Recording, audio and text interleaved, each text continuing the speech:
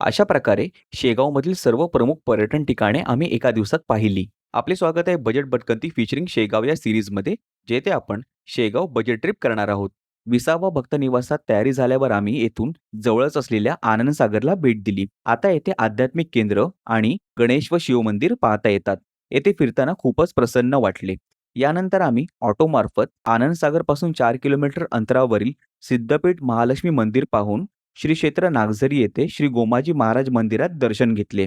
येथील गोमुख कुंड पाहण्यासारखे आहे. यानंतर शेगावला परतून आम्ही श्री गजानन महाराज समाधी मंदिरात दर्शन घेतले. येथील स्वच्छता व व्यवस्था उत्कृष्ट आहेत. समाधी मंदिरानंतर कृष्णाजी पाटील यांचा मळा, गजानन महाराजांचे प्रकट स्थळ, बंकट सदन, प्राचीन महादेव मंदिर आणि शीतलामाता मंदिर ही ठिकाणे जवळच असल्याने पायीच फिरलो. संध्याकाळी शेगाव रेल्वे स्टेशन समोरील प्रसिद्ध व तेवढेच जुने असलेल्या शेगाव कचोरींवर ताव मारला. अखेरीस रात्री ऑटोने 20वा भक्तनिवास गाठून महाप्रसादाने दिवसाची सांगता केली.